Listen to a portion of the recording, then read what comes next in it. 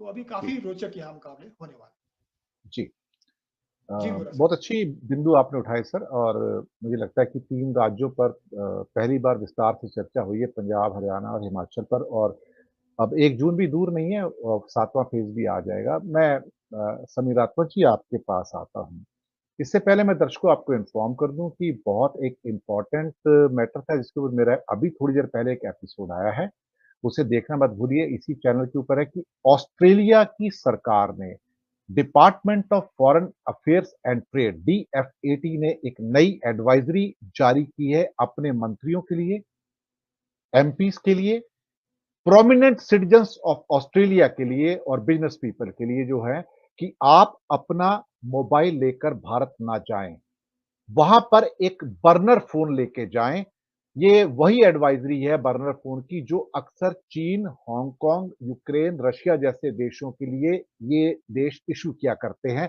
भारत को अब उन देशों में शामिल कर लिया है ऑस्ट्रेलिया ने कि वहां पर आपका फोन, जो शब्द यूज किए गए कि वहां की हिंदू नेशनलिस्ट गवर्नमेंट मोदी की आपके फोन को कॉम्प्रोमाइज कर सकती है, हैक कर सकती है, और ये भारत को बहुत नेगेटिव लाइट में दिखा रहा है। इस किस्म की एडवाइजरी कि आप बर्नर फोन लेके जाएं जो छोटा सा एक टच बटन फोन हुआ करता है, और उसके आधार पर आप लिमिटेड उसमें डेटा रखें, बल्कि डेटा होता है नहीं, टच बटन फोन होता है, उसमें सिर्फ एक एसएमएस आ सकता है और कुछ लिमिटेड मिनट्स होते हैं। जब आप वापस जाएं तो उस 500 रुपए के फोन को जलाकर राख कर दें, इसलिए उनको बर्नर फोन के नाम से जाना जाता है। डिटेल में करीब 13-14 मिनट का एपिसोड है, और इसने इंडिया को बहुत एक्सट्रीमली एक नेगेटिव लाइट के अंदर पेश कर दिया है, क्योंकि भारत के अंदर जाएंगे तो आपका फोन कॉम्प्रोमाइज होगा। और ये भी फाइनेंशियल टाइम्स की रिपोर्ट भी एक रिसेंटली आई थी कि भारत ने अब पेगासस से नीचे के दूसरे सॉफ्टवेयर खरीदने शुरू कर दिए जासूसी की, जिसकी कीमत 120 मिलियन डॉलर का इन्होंने बजट रखा है गवर्नमेंट ऑफ इंडिया ने। करीब करीब 1100 करोड़ रुपए अलग करके रख दिए भारत सरकार ने कि वो इस किस्म का स्पाईवेयर खरीदना चाहता है भारत के अंदर बड़े पैमाने पर लोगों की जासूसी करने के लिए अलग अलग क्षेत्रों से। तो ये ऑस्ट्रेलिया से बहुत बुरी खबर है हमारे लिए, और वहां की वेबसाइट पर प्रोमिनेंटली है, और ये ऑस्ट्रेलिया सरकार की चेतावनी है कि भारत जाएं तो अपना एक बर्नर फोन लेके जाएं, नॉर्मल अपना फोन लेकर ना जाएं, कॉम्प्रोमाइज हो जाएगा। There are chances that can be compromise and hacked by government of India. This is stinging you can say remark on the government of India. Mishra ji, मैं अब आपसे अपने नॉर्मल इशू पे आता हूं। राहुल जवाब दे रहे हैं, छोटे छोटे 60 सेकंड के जवाब दे रहे हैं, विचलित कर रहे हैं, और कोई भी डाइवर्जन जो मोदी जी लेके आना चाहते हैं, डेली का एक नैरेटिव सेट किया जाता है। कल छुट्टी थी, कल पता नहीं उन्होंने क्या किया होगा, कौन से अंदर बैठ के नई मीटिंग हुई होंगी कि अब अगले कुछ दिनों में क्या लेके आना है, पर हालात खराब हैं। और ये चौथा दौर जो है, सबसे सबसे पूरेस्ट और कमजोर दौर है बीजेपी का। यहाँ पर उनके पास 96 सीटों में से 42 सीटें थी, लेकिन इस बार 24 से 25 सीटें भी नहीं आएंगी, क्योंकि 42 सीटें अगर माइनस कर दो आंध्र और तेलंगाना की, जहां उनके पास कुछ मिलने वाला नहीं है, तो सिर्फ 54 सीटों के ऊपर बीजेपी की प्रोमिनेंट फाइट है। लेकिन पूरे इस परिदृश्य के ऊपर मैं आपकी टिप्पणी चाहूंगा, और खासतौर से आप उत्तर प्रदेश से भी आते हैं, तो वहां के जमीनी हालात क्या है?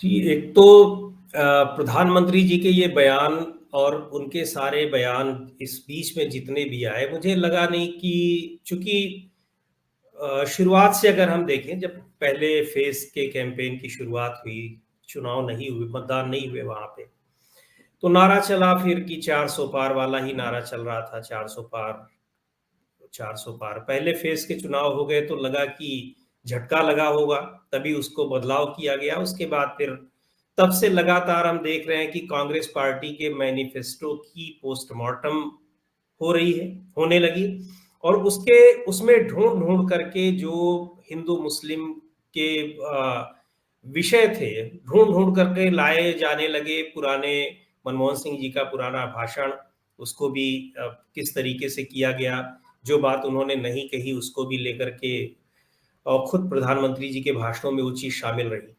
और उसके बाद फिर सेकेंड फेज में ये सारी चीजें नहीं काम की, तो फिर थर्ड फेज में क्या चीज आ गई?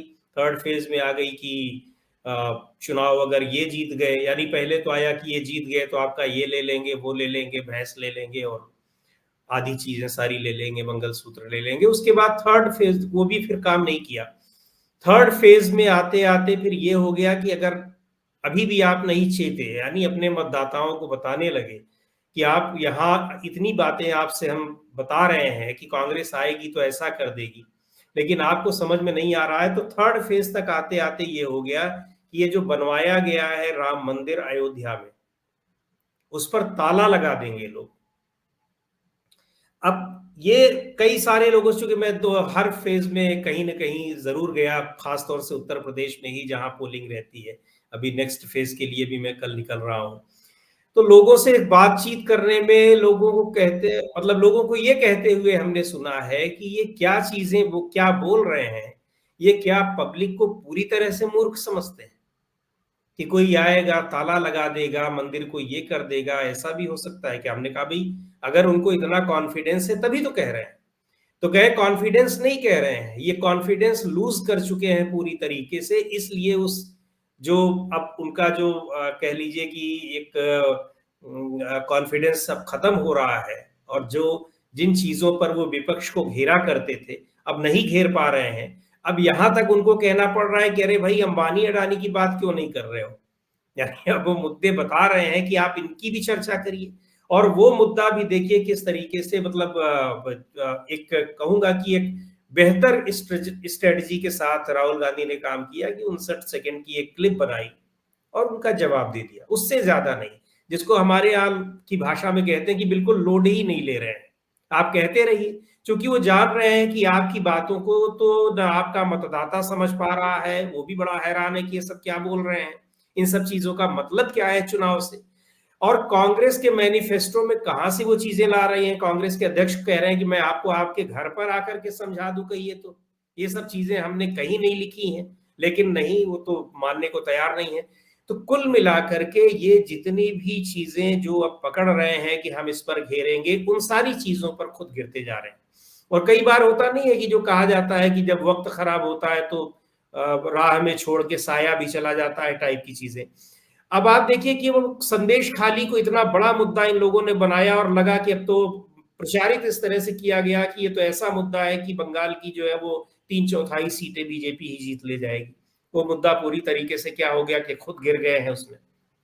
बीजेपी के नेताओं के बयान आ रहे हैं, महिलाएं जो वहां पीड़ित महिलाएं थी वो खुद कह रही हैं, केस अपने वापस ले रही हैं कि हमसे तो जबरन ये सारी चीजें कहलाई गई, हमसे तो प्लेन पेपर पे सिग्नेचर करा लिया गया, हम तो गए थे मनरेगा की अपनी मजदूरी मांगने के लिए, और यहाँ पे वो कहा गया कि नहीं आप इस पे साइन कर दो आपकी सब मिल जाएगी, और वहां उनको कहा गया उस पर जो लिखा हुआ था उनका कि इनके साथ ये हुआ और इस तरह की उनके साथ उत्पीड़न हुआ, यौन उत्पीड़न हुआ।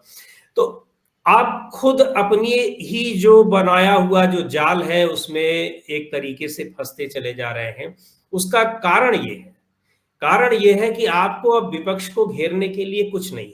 10 साल पहले आप उसकी 60 साल 70 साल की उपलब्धियों को घेर रहे थे कि कुछ नहीं किया, कुछ नहीं किया। आज जिधर निकल रहे हैं लोग, अब आप ये देखिए जैसे आप कई बार अखबारों में वहां की ग्राउंड रिपोर्ट्स या जहां पे भी पढ़ते होंगे, तो जब कुछ कॉन्स्टिट्यूएंसीज की बात आती होगी तो ज्यादातर बहुत सारी कॉन्स्टिट्यूएंसीज जो हैं, कहीं पे मिलेगा कि आज से 20 साल पहले यहाँ इतनी यूनिट्स लगी थी, प्राइवेट पब्लिक सेक्टर यूनिट थी, उसमें इतने लोग काम कर रहे थे, वो सारी चीजें चली गई। उनमें कहीं नई लगने वाली आप नहीं पा रहे होंगे, और ये सारी यूनिट्स जो थी या अंडरटेकिंग्स या पब्लिक पीएसयूज जो थी, उसमें लाखों लोग हजारों लोग रोजगार पाए हुए थे, नौकरियां पाए हुए थे। रोजगार तो फिर उसकी संख्या में बहुत ज्यादा हो जाएगी उसकी उस रेशियो में। तो इन सब की जो अब चर्चा हो रही है, तो अब आप 10 साल के बाद आपसे लोग यही पूछ रहे हैं कि ठीक है आप जो कुछ हुआ सो हुआ, या वो क्या कर देंगे, पर अब आपको भी बताना होगा कि इन 10 सालों में आपने क्या किया है। आप अपने मुद्दे पर आ ही नहीं पा रहे हैं, इसलिए नहीं आ पा रहे हैं कि आप उसमें अपने को खुद ही गिरा हुआ महसूस कर रहे हैं। आपको अपने मुद्दों पर कॉन्फिडेंस नहीं है कि ये जो मुद्दे हैं ये किसी भी तरीके से हमारे मतदाताओं को प्रभावित करने वाले हैं कि नहीं है। अब आप ये देख लीजिए, जो बहुत बड़ी एक योजना कि 80 करोड़ लोगों को हम राशन दे रहे हैं, और लाभार्थी करके एक बताया गया कि एक पूरा क्लास तैयार है जो कि अब बीजेपी का एक बहुत बड़ा मजबूत वोट बैंक है।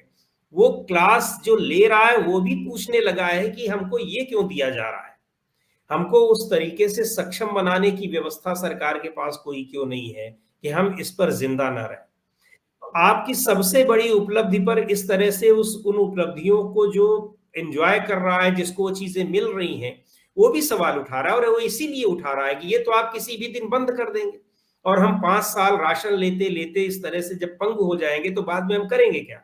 तो हमें चाहिए कि हम अपने पैरों पर खड़े हों, रोजगार ले, 5 किलो राशन, 10 किलो राशन, ये कितने रुपए का आता है, इतना तो हम खरीद ही लेंगे।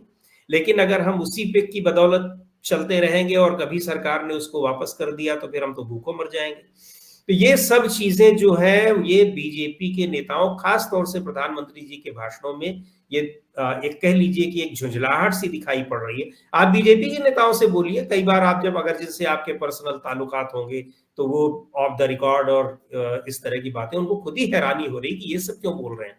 और बोल रहे होते, उनका कोई इम्पैक्ट हो रहा होता तो एक बात कि उसका मतलब भी समझ में आए। जैसे पहले वो कुछ भी बोल देते थे तो उसका इम्पैक्ट होता था, लेकिन आज वो चीजें नहीं हो पा रही। तो इसको लेकर के वो लगातार घिर रहे हैं। और जैसे अभी बात हो रही थी हरियाणा और हिमाचल प्रदेश की, इन राज्यों में क्या स्थितियां हैं, यही स्थिति अब सारे जगह दिखाई पड़ रही है, सभी जगहों पर जहां पोलिंग हो चुकी। ये जो इतना कम पोलिंग परसेंटेज है, इसके पीछे और कोई कारण नहीं है। कोई आपको चुनाव में 3 फेज के चुनाव हो गए, लगभग आधी सीटों पर चुनाव हो गए, लेकिन आपको कोई उत्साह नहीं दिखाई पड़ रहा है। तो इसके पीछे यही वजह है। और आज उत्तर प्रदेश में कन्नौज में हो रही है, अखिलेश यादव और राहुल गांधी की रैली हो रही है। विपक्ष की भारी मांग, और माफ कीजिएगा, सत्ता पक्ष की भारी मांग पर ये लगातार इस बात को कह रहे हैं कि इन दोनों लोगों की या दोनों पार्टियों की जो गठबंधन में है, उनकी ज्वाइंट रैलियां क्यों नहीं हो रही। तो अब वो भी मांग पूरी हो गई, जबकि वहां के मतदाता को, किसी भी जगह के मतदाता को इसकी कोई फिक्र नहीं है कि ज्वाइंट रैली हो रही है नहीं हो रही है। वो एकदम पूरी तरीके से, जो हमें लग रहा है कि उसका कॉन्सेप्ट एकदम क्लियर है कि उसको क्या करना है। और जो बीजेपी के पक्ष वाला भी है, उसका भी कॉन्सेप्ट क्लियर है। बीजेपी में अभी भी एक बड़ा मतदाता वर्ग ऐसा है जिसके ऊपर कोई फर्क नहीं पड़ रहा है कि प्रधानमंत्री जी क्या बोल रहे हैं, वो जो कुछ भी बोल रहे हैं वो उसके लिए अभी भी मास्टर स्ट्रोक है। और जो भी उन्होंने किया है वो सारा मास्टर स्ट्रोक है। और अभी भी उनको बीच उसमें बहुत सारी उम्मीदें दिखाई पड़ रही हैं कि अगली बार आ जाएंगे और पता जो कुछ बचा रह गया होगा उसको भी ठीक कर देंगे। लेकिन एक बड़ा क्लास जो पिछले 10 साल के भीतर वो जुड़ता चला गया है बीजेपी से, उसको इन चीजों को लेकर के बड़ी निराशा है। और वो अपनी निराशा को वोट के जरिए वो अपनी निराशा को जता भी रहा है। 3 फेजेज में जताए, और आगे आने वाला जो है वो उस यूथ क्लास के भीतर वो चीजों में हम कोई बदलाव नहीं देख रहे हैं। जिधर भी जा रहे हैं तो उसके अंदर इस बात को लेकर के है कि अब हमें ये नहीं सुनना है कि इन्होंने क्या किया, उन्होंने क्या किया, और उनका डर आप दिखा करके वोट कितने दिन तक लेंगे। अब हमको आपके 10 साल का चाहिए, और 10 साल में कोई ऐसी चीज हमें नहीं मिली है कि जिसकी वजह से हम आपको फिर से वोट करें। तो ये चीजें अब ग्राउंड पे भी दिखाई पड़ रही हैं।